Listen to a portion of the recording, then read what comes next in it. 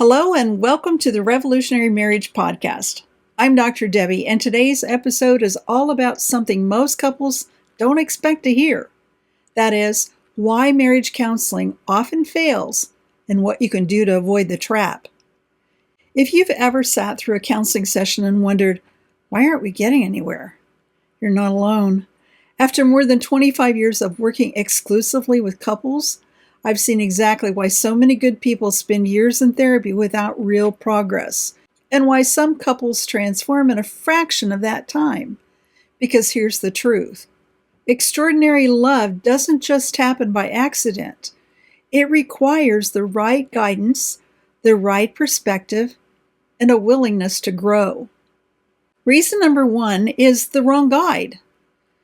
Many people assume that if someone is a counselor, they must automatically know how to help couples. But that's not true.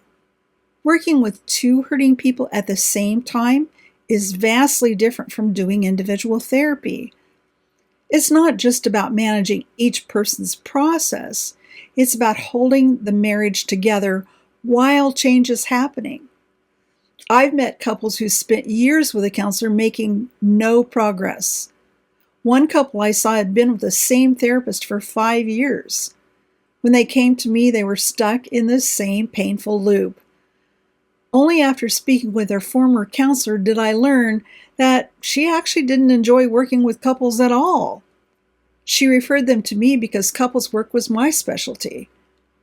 If you're seeking help for your marriage, make sure your counselor is not only trained, but passionate about working with couples.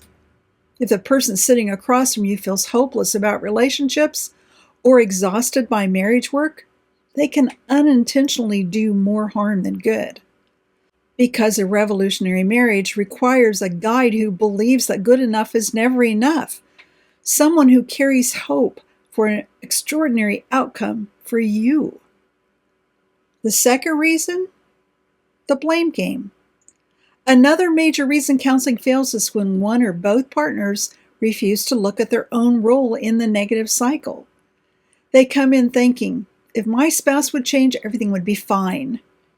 I once worked with a couple who were going through a workbook exercise. They were asked to write down how each contributed to the pattern. The wife dutifully listed her behaviors, but followed each one with, I wouldn't have done this if he hadn't done that. In her mind, her life was beautiful. She had great friendships and successful relationships. She didn't have a problem, he did.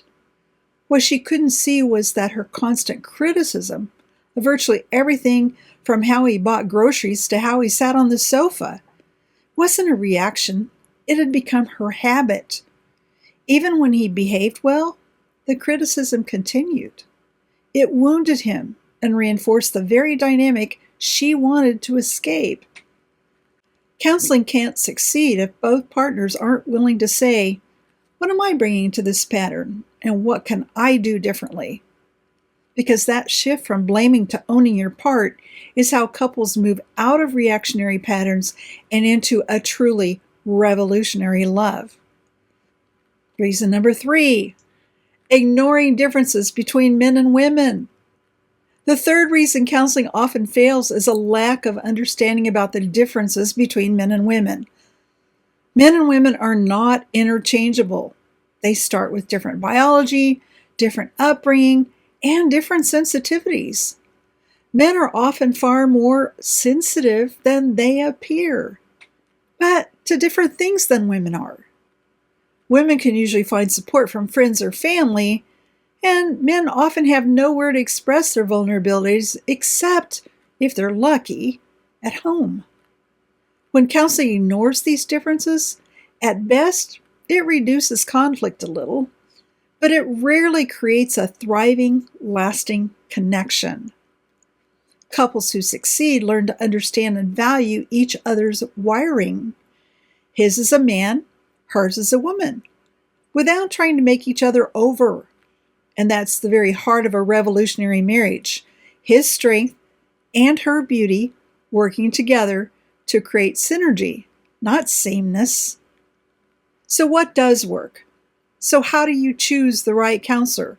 And how do you know if you're ready to benefit from marriage work? 3 essentials. Number 1, a qualified, passionate guide. Someone trained in couples work who genuinely believes your relationship can be restored. Number 2, a willingness to look inward. Both partners must be ready to see their part in the cycle instead of blaming. Number 3, a gender-informed, hope-filled approach. A process that honors men and women's differences and shows how those differences can become your greatest strengths. When these 3 elements are in place, counseling moves from frustrating to life-changing, because extraordinary love is never an accident. It's the result of vision, courage, and the right path. Whether you're a couple looking for help or a counselor who wants to be more effective with couples, remember this. Working with 2 people who love each other but are hurting is hard work, but it's also sacred work. If you're ready for change, start by finding a guide who's trained, passionate, and optimistic about your relationship, and go into the process willing to examine your own role in the dance. That's when marriage help stops feeling like years of talking and starts becoming a path to healing, connection, and extraordinary love. Thank you for joining me on the Revolutionary Marriage Podcast. I'd love to hear your experiences with marriage counseling. What helped and what didn't? Share your story in the comments below.